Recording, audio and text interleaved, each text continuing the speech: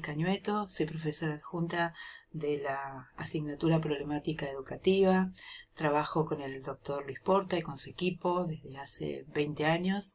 Y bueno, en estos tiempos de coronavirus, donde todos tenemos que quedarnos en casa y cuidarnos mutuamente, los voy a empezar a acompañar en esta primera clase, bueno, para que desde sus hogares o desde donde puedan, empecemos a transitar con los primeros contenidos de la materia problemática educativa que ya de alguna manera en su presentación adelantara el doctor Porta.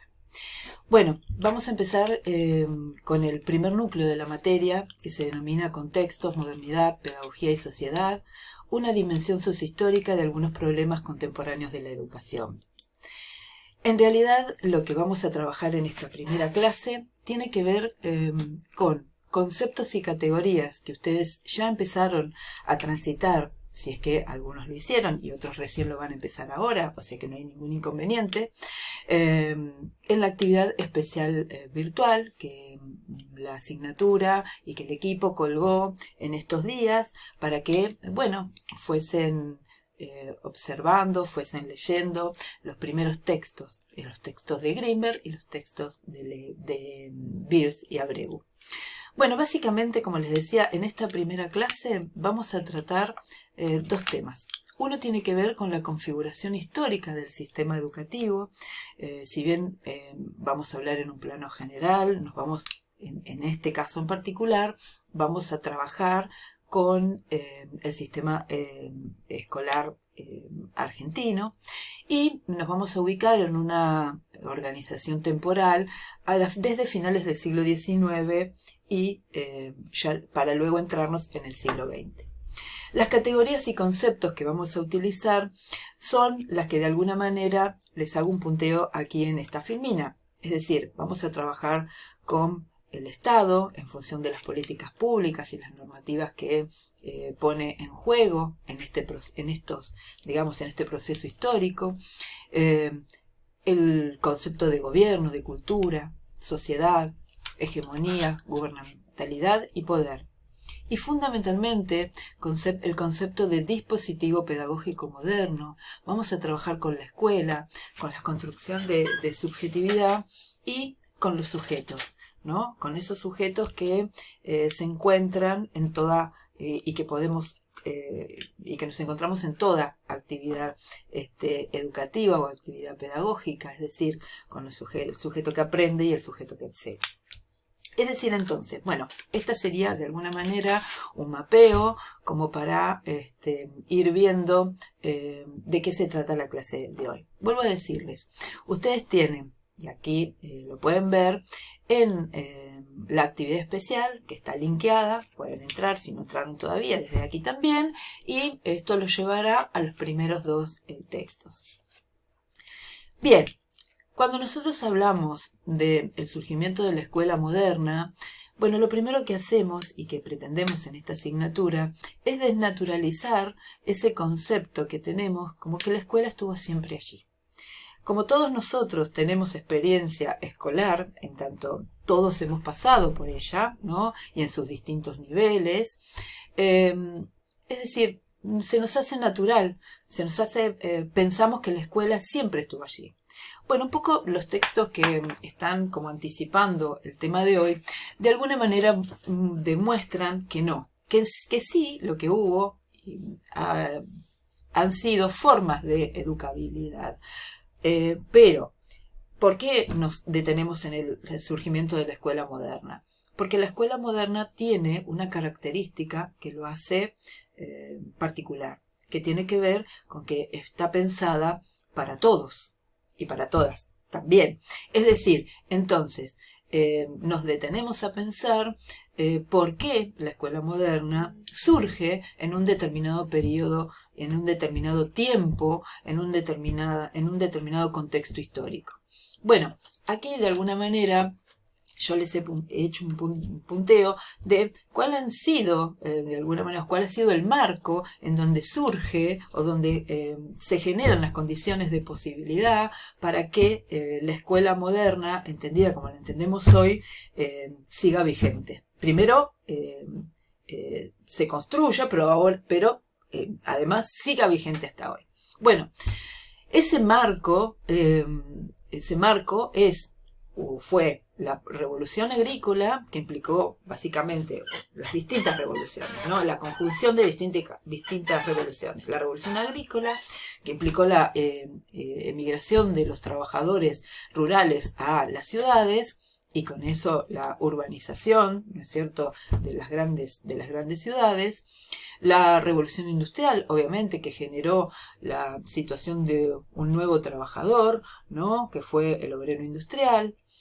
La participación política, las ideas liberales y la participación política que comienzan a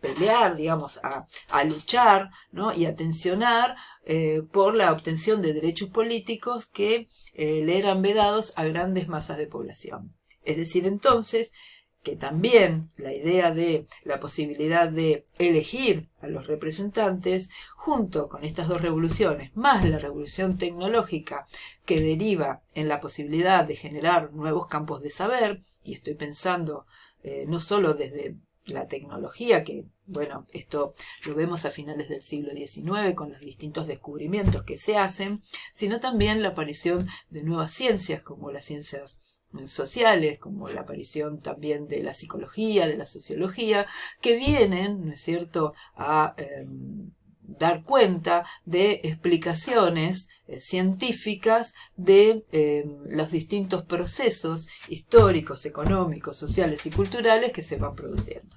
Bueno, ahí les dejé, si hacen un doble clic en la máquina y en Carlitos Chaplin, van a poder amenizar un poco esta charla, esta clase, con un pedazo de la película Tiempos Modernos. Pero, bueno, mientras tanto seguimos. Entonces, en ese contexto surge una institución que, según algunos autores como Pinot, es, digamos, la institución que se cargó a sus espaldas la modernidad. Es decir, la escuela es una organización moderna que se expande a partir del siglo XIX como forma educativa hegemónica. Hoy nosotros podemos ver que en distintos lugares del mundo tenemos, ¿no es cierto?, la posibilidad de ver una institución que puede ser más parecida o menos parecida, pero que tiene el mismo sentido y la misma intención que con la que fue, de alguna manera, constituida. Bueno, se constituye básicamente, ¿cuáles son las particularidades? Se constituye por su masividad, como la forma más democrática de distribución del conocimiento. Hoy, seguramente, y a través de lo que vayamos cursando en la materia, y cuando volvamos a la presencialidad, seguramente lo profundizaremos, es, bueno, el gran interrogante, o dentro de lo que hoy se le pide a la escuela, o se le exige a la escuela, o se pone en juicio a la escuela, es si todavía esa distribución del conocimiento sigue siendo democrática y para todos, ¿no? Bueno, pero eso lo veremos más adelante. Bueno, es una institución especializada en la transmisión del conocimiento socialmente válido, que se va a articular a través de una red de instituciones que se constituyen como un sistema educativo. Y fundamentalmente, una de las cosas, y con lo que comencé la clase, comencé diciendo, y retomo las palabras del doctor Porta en su presentación, comienzo diciendo que había que desnaturalizar este concepto. Bueno, básicamente, ¿por qué? Porque la escuela es una construcción histórica.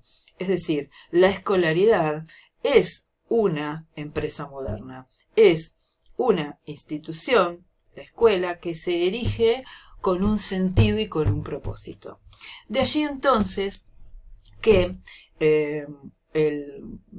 nos parece interesante. Ustedes han visto que en los textos van a encontrar que dice que en realidad una de las características que tuvo esta escuela moderna fue ensamblar, digamos, hablamos de un dispositivo porque tomamos ese concepto de dispositivo que bien está expresado en el texto de Greenberg y Levy, que les recomiendo leer varias veces, con respecto al concepto de dispositivo escolar, como una máquina, como una herramienta que en realidad más que una herramienta, como una máquina que ensambla distintas piezas. Bueno, de esto se trata el dispositivo escolar moderno. Las distintas piezas ensambladas son recogidas en un texto muy interesante de Pablo Pinot, que se denomina la máquina de educar, ¿por qué triunfó la escuela? Y donde él relata las 17 piezas que ensambladas conformaron lo que nosotros entendemos hoy como dispositivo escolar moderno.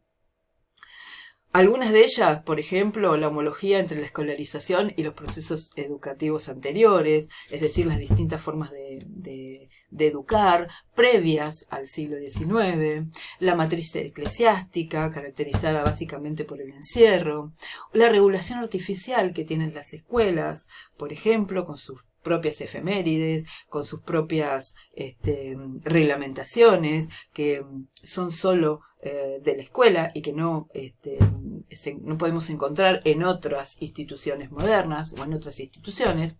El uso específico del espacio y el tiempo, ahí ustedes van a tener algunas fotos que les van a recordar ciertas prácticas, ¿no? Y ciertas experiencias. La pertinencia a un espacio, a un sistema mayor, es decir, las escuelas no están aisladas entre sí, pertenecen a un nivel, pertenecen a una modalidad, existen, ustedes saben, 4 niveles, el inicial, el primario, el secundario y el superior, y bueno, a esto se llama un sistema escolar, ¿no? Es pensar desde el inicio hasta el final, todo un sistema de educación. Bueno, la condición de fenómeno colectivo, que se basa en la masividad, la construcción de un campo pedagógico y su reducción a lo escolar, la formación de un cuerpo de especialistas, los docentes, los inspectores, es decir, aquellos que están dotados y que pensemos que a finales de siglo, cómo se piensa como política de Estado esta situación y hasta se traen docentes de otros países, las famosas maestras de Sarmiento, que luego son formadoras de formadores y que, bueno, de eso se trata cuando hablamos de un cuerpo de especialistas. El docente como ejemplo de conducta y esa generación de dispositivos específicos del disciplinamiento, y ahí lo pueden tener al pupitre o a los castigos corporales o el propio examen. Bueno, es decir, todos estos elementos que después yo los puedo ir, si ustedes quieren, en un foro se los puedo ampliar, son los que conforman este dispositivo escolar que tiene básicamente este concepto y que da la posibilidad de este concepto de hegemonía a través de todo el globo.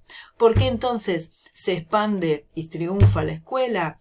Bueno, básicamente dicen algunos autores porque fue el laboratorio de prueba de 3 tipos de discursos. El liberalismo, en la formación de los ciudadanos, el positivismo a través del orden y el progreso, esa consigna la que llamaba cuál era la cultura válida y científica que era posible de enseñar y que podía explicar la situación social y daba explicaciones ciertas y valederas. El aula tradicional, la organización del espacio, el tiempo y la formación a través de del magistrocentrismo,